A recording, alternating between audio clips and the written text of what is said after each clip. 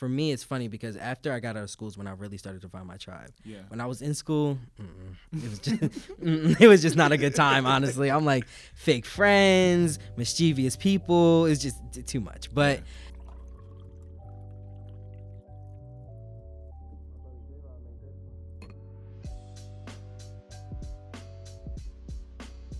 welcome to another episode of Keepin It a Bean. Keepin It a Bean is a podcast where we bring together conversation, commentary, culture all over a cup of coffee.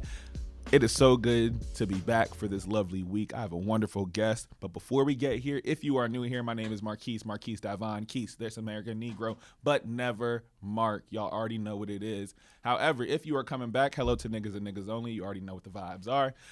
Thank you for coming back. If you want to support this here podcast monetarily, you can do so by going to patreon.com/Marquise Davon. That's MarquiseDavon. You can sponsor this podcast for as little as $2 a month, which is $24 a year.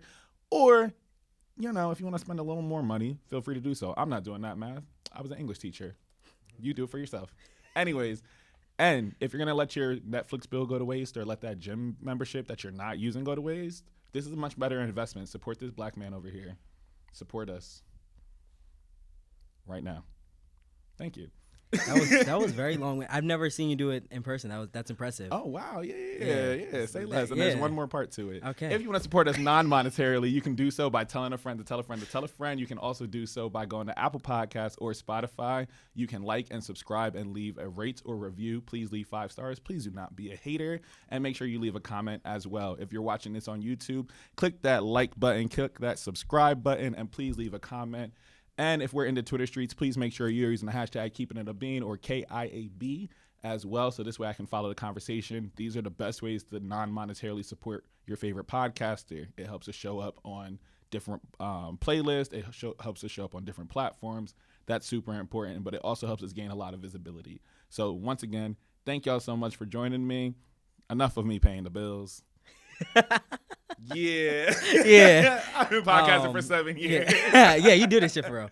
I like the it's not Mark. That's my favorite. I've been having to let the people know because once I got to college, it was either Mark or Maurice. Ooh. Yeah. Maurice is crazy. It's absolutely crazy. And I used to hate it every single time. I said it is Marquise or Keese. Nobody's ever called me Mark in their lives. I felt offended. You feel me? Anyways, I'm excited for y'all to get into the conversation. I'm excited for this guest. We have creative, community leader. I don't even know all the things that you do. I'm going to be fully honest because I'm like, you have a creative cohort that I'm excited to talk around. I'm excited to talk around your smile movement as well. Come on, top tier smile over here. I'm sorry, Colgate. Right away, get on it. Thank you. And so, in all honesty, I'm so excited to have you. I know you was... It's been a while. You've been like, so when are you going to be on the show? When are you going to be on the show? Yeah. Patience, you know? And patience always wins. It's a virtue. Absolutely. Okay? No, I'm excited. I'm excited to be here. Thank you. Welcome to the show. It's long overdue, but we here though. We made it. From one Virgo to another. That's the one. A Virgo King. Yes. Wow. I'm looking in the mirror right now. We're right here. Thank you. Yeah. Shout out to the Virgos. Yes. I don't even know. When people ask me like, oh, what do you do? I'd be like, what don't I do? Like, what don't I do? Honestly, but not even to be like cocky about it. But it's just in your creative realms, I feel like you either take one way or the other, right?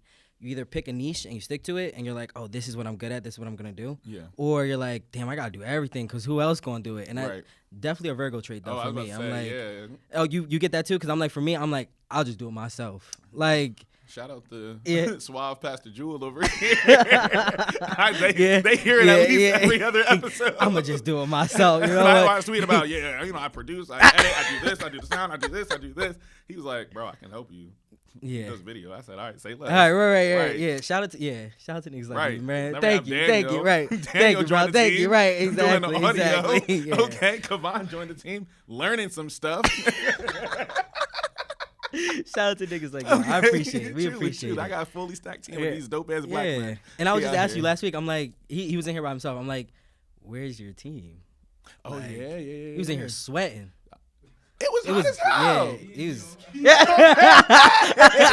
I was like, damn, bro. Like, you working for real. I'm like, okay. Yes, Nah, because the team has lives. Kavan was being an actual student. I don't know what Julian does outside of this space. He does things. Okay, that's the nigga with the realest hot takes. Daniel's an Should've adult. slid me one of yours, bro. It was his birthday a couple weeks ago. Damn, happy belated. There you go. Cool. But back to you. All right, I'm excited to hop in this conversation. But before we do, we're gonna do it with the Keepin' It Beans section. This section is all around whatever hot take you have personally, pop culture, politics, whatever you want to talk about that you just want to get off your chest. That's your time to do it. You just start off. If I'm gonna keep it a bean, throw it out there. Okay. You I just ready? want to say disclaimer. I've been thinking about this hot take for 3 weeks, y'all. Like, and I still have nothing. So don't it's not about to be climatic or nothing. Don't expect nothing crazy for real. Because I literally 5 minutes ago was like, I don't even know what I'm gonna say. But cancel culture, yeah, that's not a real thing. What are you keeping it a bean about? Oh, keeping it. Yeah, it's not real. Like, cancel culture doesn't truly Yeah, exist. it doesn't Say more, exist. because I agree with your take. everybody's opinion is their opinion. Like, how could you have cancel? Who's to say like I should cancel you because you wear pink shirts?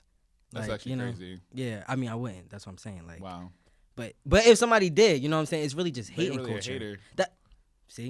See, Big brain, big Mm-hmm. brain. I would actually say cancel culture doesn't necessarily exist because if you look at the way that a lot of people operate in real life, we all say problematic things. We all experienced Twitter in 2011. Mm-hmm. You can go far back enough. I might have said some shit, you know. No, seriously. But in reality, I think it's a space where I think cancel culture is like an overcorrection of like a space where we're like, there's no social responsibility to people wanting to now have too much social responsibility, where it's like, where does this middle ground exist? And so I think a lot of people try to want to be morally pure at this point, and like in reality, I'm like, no, we're all problematic behind closed doors. Everybody has said their one thing. Everybody has their blind spots. It's just a matter of like, I don't think we ever saw a public display of healthy grace, right? Because that only exists. Like, I don't think accountability exists if we don't have a relationship to each other. Like, I'm like, you have to feel some sort of shame or some sort of remorse, or like, I need to be emotionally obligated to you to want to have the capacity to change. And so that's my bigger take on like cancel culture is like, do we ever display the capacity to change? Do we give people a chance to grow? Do we have people give people a chance to like learn something new? So like for me, I think there's value in this idea of cancel culture. I think there needs to be a much more there needs to be a refinement to it, because I'm like, if I don't know you from a can of paint, I don't need to change for you. Right. But like, if I did something that hurt Kavan's feelings, then I'm just like, I feel obligated to change because I actually feel something for Kavan, right? So I think it's a better way to think about it. Yeah, I mean, you kind of said it, the thing about shame. I think that is the identity between like shame and guilt, right? Like shame is like when you feel like the societal pressure to change or like bad, like, you know, there's this big thing about like, oh, you shouldn't do that. Like, that's when you start feeling shame. Yeah. But guilt is when like you have that more personal connection and you're like, oh, maybe I should do this because this is starting to eat away at me, you know, on the inside, like personally. That was kind of my hot take, kind of derived from the idea of like not wanting to be canceled. I'm like, damn, my hot takes might be a little too hot. Like, I don't know. Like, niggas gonna be looking at me like, damn, did he really just say that? Right. And I'm like, but like everybody has their moments. Everybody has their problematic fave. Exactly. I tell everybody, like, 50 Cent, my problematic fave. I know he's that nigga's crazy. He's crazy, but I got a soft spot for that man. Something about it. Played his games growing up. Like, he had niggas in mesh. I said he would have people playing video games. He was talking about a mogul before mogul. That was 50 Cent for me. Yeah. Like, he was in every different arena. I'm a little too young for that, but how old are you? I'm 21. Yeah. Yeah. Yeah, I don't even know what you're talking about. But, you know, yeah, we here with it. So if I say Def Jam fight for New York. It's him snapping for it. Really showing y'all ages right now. Really my game. We only have a 7-year difference. Do you know what Not that too means? Much. Yeah, I'm with him. He's 19. That doesn't count. I mean, he closer to my age. Shit. It's just crazy. Wow, that was an iconic game growing up. Yeah, I'm sorry. That's all right. I can't be there. No, clearly you I was weren't. playing Leapfrog. Oh. Frogger? No. All right, I'm done. Oh, man. No, thank you for the hot take. Yeah, what's yours? If I'm going to keep it a bean, I had 3 this morning. I'm gonna be fully honest with you. Oh, if I'm gonna keep it a bean, Victoria Monet is the next Supreme. Ooh, that's a good one. She absolutely is. Like, her Coachella performance was everything and more. Yeah. And I was like, this is what an actual performer is supposed to do. And so I've just been hype around, like, me and my friends, we were having a conversation yesterday, and I was like, yo, I just feel like there aren't good male performers anymore. And it's so frustrating. I think Offset is like doing some cool stuff. I think Tyler, the Creator's been doing stuff that's been cool and theatrical. But I'm like, yo, I want to see people like have a stage presence again. Because I was like, my actual hot take, besides Victoria Monet, is like festivals ruin the performer. Because they only perform in a very particular kind of way. And I'm like, nobody like works like smaller audiences to know how to handle like a larger audience. And I feel like once you have like a big old festival, everybody's kind of out there, but like festival culture doesn't get it. It's like here's my artist 101, but like nobody's going to support like their favorite artist anymore. And I'm like, I remember when I first saw Summer Walker, like it was her guitar, it was real intimate, it was small, but that was her perfect vibe to be introduced to her as an artist. Same thing with Ari Lennox, real fire. But I'm like, seeing a lot of these artists on festival stages, I think stuff works for like a Travis Scott. And I saw Travis Scott in concert too when he was flying on that bird. It was fire. Not truly. He opened up for Kendrick for the Damn Tour. Really dope. And I was like, oh, he brought me into his world. I don't go out of my way to listen to his music, but I enjoy him as a live performer. But I feel like this festival stage, people don't get to really build out their performance style, because I feel like on a festival you have to just go and project. You don't know how to like let an audience sit. You don't know the sizzle. You don't know like when to take your rest, when to play with the crowd. So you're not doing that. So I don't feel like we're on like a journey. So festivals kill the performer, but Victoria Monet is she's been giving it to us for real. Like, I'm not gonna lie, a lot of like the things that, because you see a lot on TikTok nowadays, and it's like you see her dance, but when you really dive into her as an artist, you're like, oh shit, like she knows what she's doing. Writer, singer, dancer, performer, entertainer. She has all the mechanisms for a right person, and so. Well, let me ask you this: do you think that us as consumers, right, we're even looking for that anymore? We're lazy consumers. That's why I have. That's why I have due diligence. Okay. Trying to come back. Self shout out. Okay, self shout out. No, but I do think as consumers we have become a lot lazier. But I also think what I appreciated from artists, like I love Janet Jackson, right? So I'm like, she is a level of performer that I appreciate. I'm also a theater kid. Okay. So like for me, I'm like performances have to be like a full thing to it, and there's like performance elements that I look for. And I feel like some artists today don't have the performance elements that I particularly can appreciate of a full entertainer. Okay. And that's what I think is missing. It's also like a lack of artist development. But no, heavy on that part. Yeah. There is no artist development nowadays, at least not for the artists that we're seeing being like kind of just thrown out there, right? It's just like, oh, you see them on TikTok, they could do a couple dances, they got 1 million views. So tragic for Ice Spice. Yeah. It's just tragic. Is it though? I mean, I became a fan of hers after the Fart song, but like, it's just she's so boring to watch. It's just same. It's redundant. Hot take, Sexy Red, like garbage. What? I'm sorry. I like her ratchet ass. I hate it. Don't tell Elijah that. I hate. I'm sorry. It's just because I'm glad we are having the same thing. I was not ready. Maybe that's my real hot take.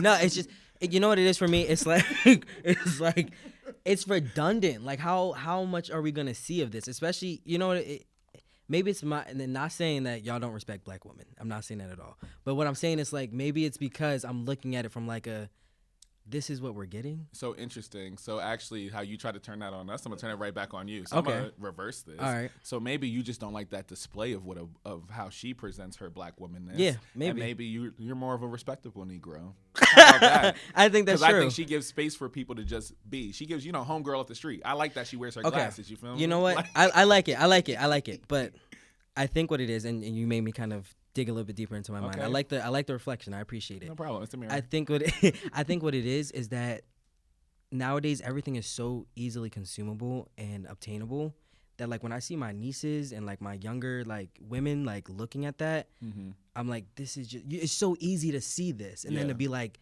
oh, this is what I'm gonna do. Like, and it's just it kind of takes away from like the you broad, miss the critical engagement. Yes, I think that's what it is. It's so maybe it isn't so much like what she is in her space of her being herself, because who am I, right? Like, you know what I mean? doing her. She's clearly doing it well.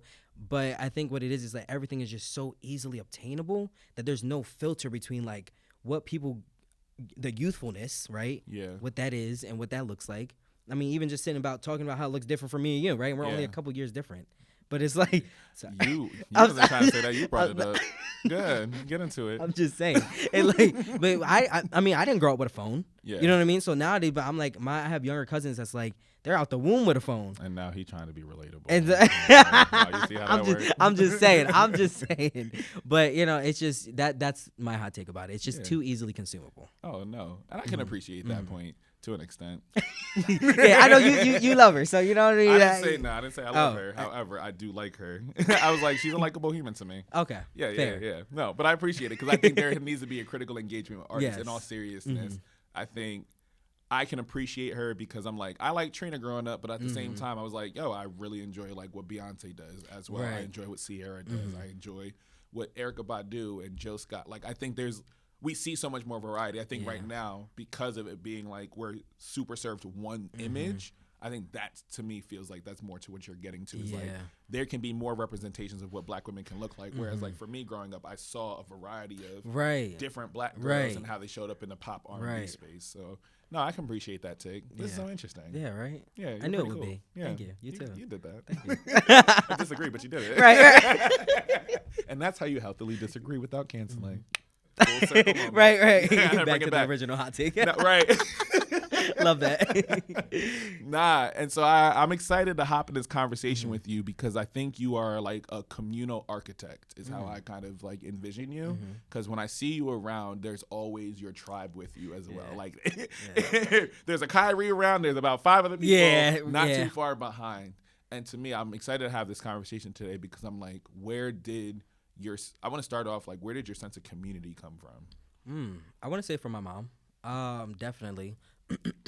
When I was growing up, I have a pretty big family. I'm an only child on my mom's side, but it's interesting, right? Yeah. But I have a pretty big family, and a lot of like growing up was my mom bringing people to our house for game nights, like you know what I mean, just bonding. Like it was just a lot of like we did camping together, we did a lot of family stuff, and so that was probably my first sense of community, like. Yeah.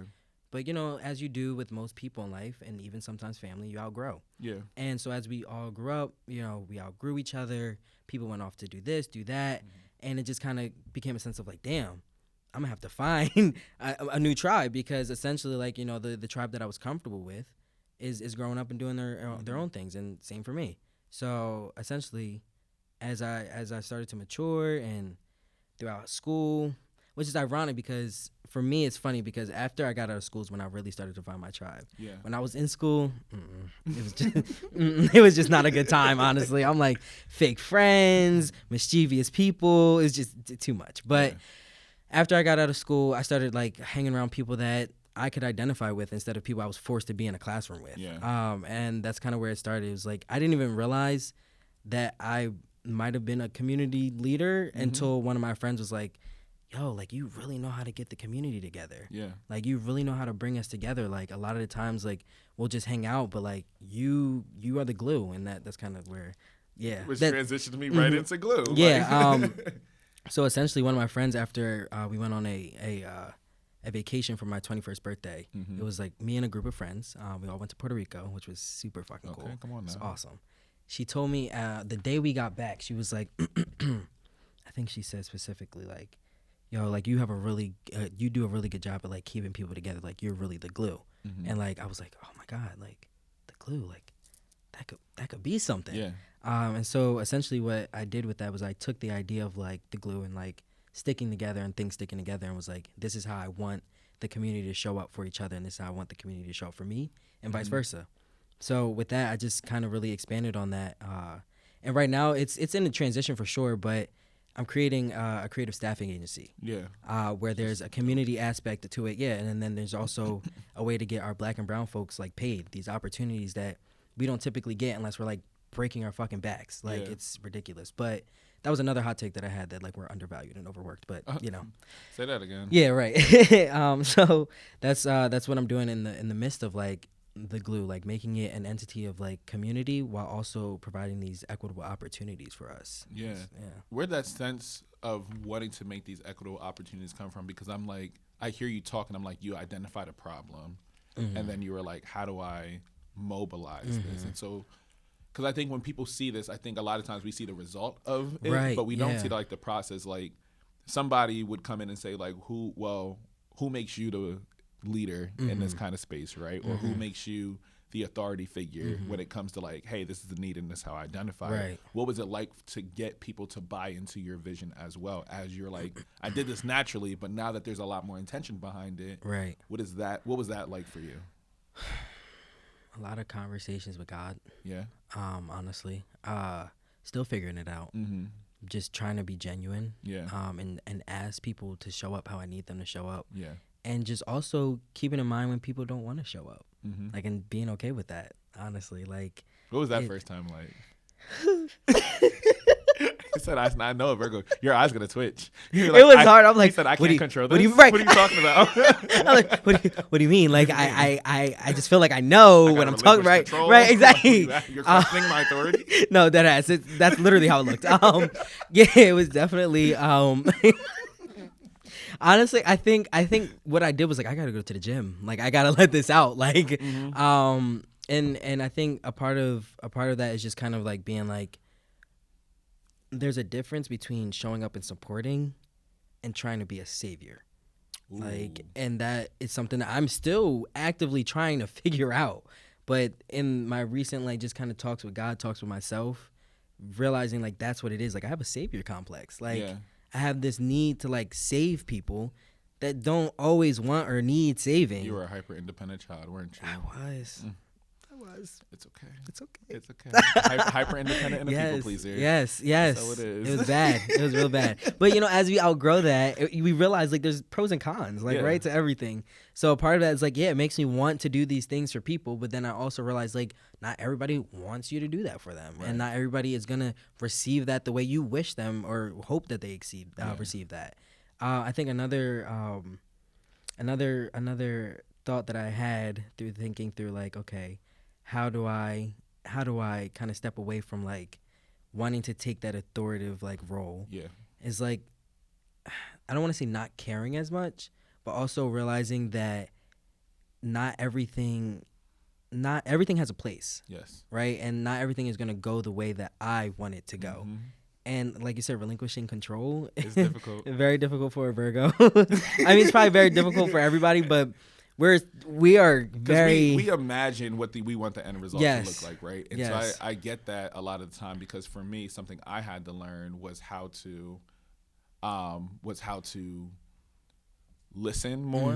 Because instead of going in to save, like, you can identify an issue, but oftentimes we go in and we're just like, here's what you need, here's what you need, here's what you need. But in reality, it's like, I can tell you this all I want, but if I'm new to my neighborhood, like I didn't get involved in like politics in Philly for my first 3 years.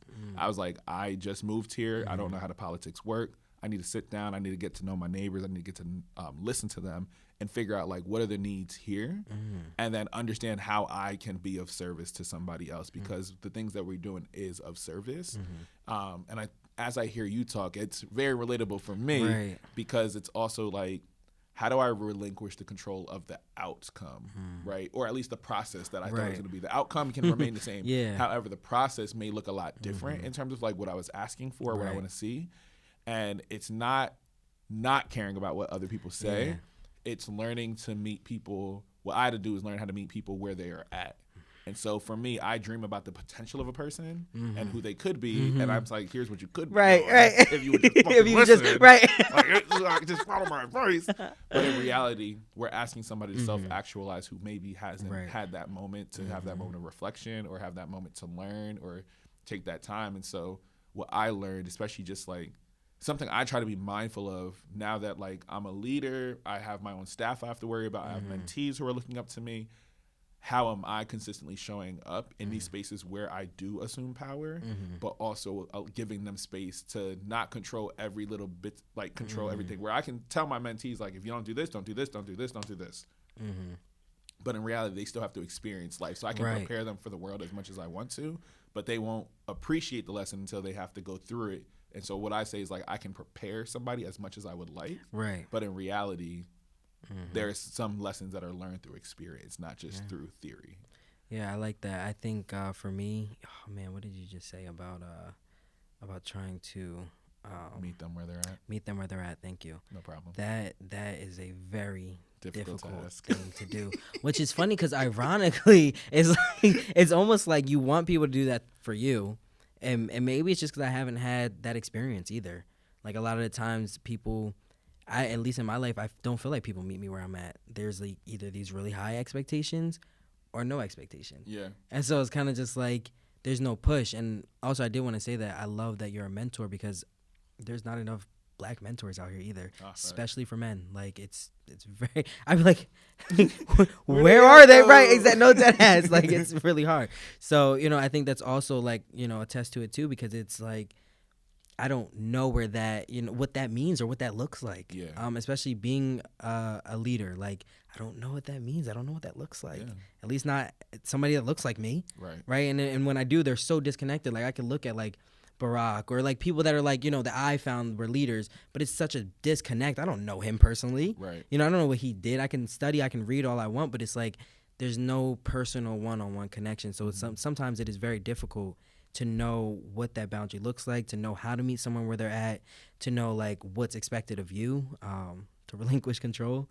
But I think a lot about what I'm doing with the glue is just learning and allowing others to learn with me. Yeah. And if they learn, great. Like I feel like I've accomplished. If they don't, okay, maybe I can keep trying, or maybe they just won't, and that's okay. And like your vision is gonna it's gonna keep iterating more and more. Like I told you, I was podcasting for 7 years, but I had realized like it took 4 different iterations of a show to really find like the balance of what I love. I still get to do the commentary, but I love the storytelling because I think storytelling is what shows empathy and it shows humanity, and people can pick up rather than being preachy at people all the time, right? Yeah. Like you just get to sit down and you just get to listen. And so like for me, I finally feel like I found the right formula, right? And that's 7 years later. Right, okay? Yeah, right. When I was a young warthog, when I was your age, when I was 21, fresh out of college, like, yeah. And so it's cool hearing where you're at right now. And you're already ahead of the game. Like you're questioning a lot more. Like I had an ego. Like I was like, yeah, I got this podcast thing on lock. I'm the only one doing this. Blah, blah, blah. Like it's cool because I was like, I was an early adopter of podcasting. Right. I was an early adopter. Right. But humbled in reality, like but in reality, it was like I still had so much to learn. But like in me having to relinquish control also required me to check my own ego to know that others were allowed to show up the way that they did and continue to find that moment of leadership. So for me, my mentors has shifted more and more and more, and it just depends on what you need at that time. And so like I think that's going to be super important as we go through it. Yeah. Where do you want, before we finish up this interview, where would you like to see the glue go? I think ideally, and like you said, it could change. I think ideally what I would say like success right now looks like for me is like being able to give the people that I see working so hard daily, especially the people I see coming in here, but just my friend group in general, like the people I see working so hard, those equitable opportunities and skills and knowledge to kind of live sufficiently on their own. And whether that means creating and living on their own or just like being able to do things that they enjoy and living on their own, being financially literate in that. I really want the glue to be a space of community where we share the things that we know and we learn about each other, and like that we learn about the different endeavors that we do, creative endeavors we do, and take them and apply them to the Black businesses, the Black entrepreneurs, the these other entities of our culture and our community, and just feed it. Like I think something came to me, and I don't really know the ins and outs of what Black Wall Street was, but I can kind of call it like akin to that. So something where it's like we're fostering creativity and equitable opportunities to then feed back into these communities that bring us up and that foster us as young creators. And I was gonna say, like, I think it's also difficult when I think about it is like, because the creator economy is still relatively a new idea. Yes. And so even as you are thinking around like going out and getting these opportunities, does it look like whenever you see like hey, we're looking for a photographer for this concert, is like, hey, let's just keep up to date on these things, and just to know like, hey, how do we leverage each other's networks?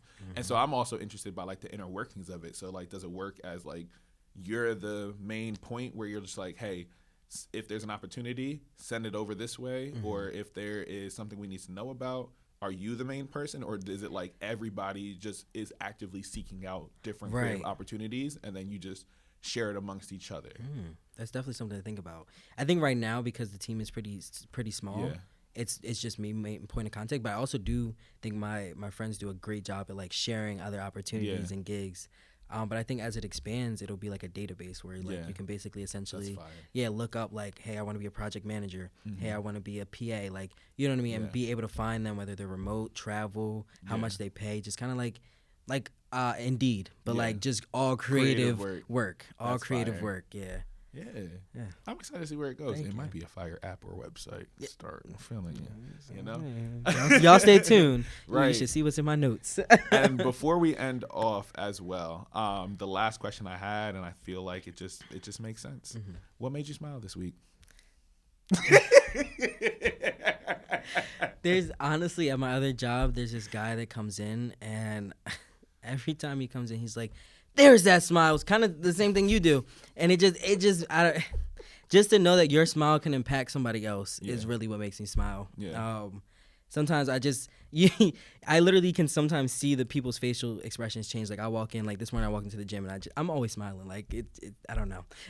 It's good. I get. And literally this lady was like, her face was like, and I smiled and she was like, correct it. Yeah, I was like, got him, another one. Yeah, right. Yeah. So, you know, the impact is what made me smile today. Oh, I love that. Yo, Kyree, I really enjoyed having you on. Please let the people know where to find you. Yeah, so you guys can find me on Instagram at Kyree, Kyree, the number 4, Kyng, yes, my last name, KYNG_, and that's on all platforms. That's lovely. Yeah. See, okay. I try to make it simple. I'm going to zoom in on that. Yeah, right. Yeah. So once again, thank you so much for coming on the show. You are welcome to come back whenever you want. Yay. We're going to be doing some fun stuff for the summer. We're not going to do like the regular format, but I'm definitely going to like take Keepin It a Bean and make it like a little game show type situation. I'm excited to hear. Oh, child, it's going to be the ghetto. I'm ready for all the hot takes. Pastor Jewel, that's for you. But no, thank y'all for coming back for another episode of Keepin It a Bean. This is your boy Keys. Please remember to like and subscribe if you're watching it on YouTube. Leave a rate or review if you're listening on Spotify or Apple Podcasts. Make sure to tell a friend to tell a friend to tell a friend. And come back next week. I appreciate y'all. Peace. I better tap in. Y'all don't know what y'all missing. Let these hoes know. Yeah, like, okay, that was a good episode. Appreciate you, y'all. Thank you.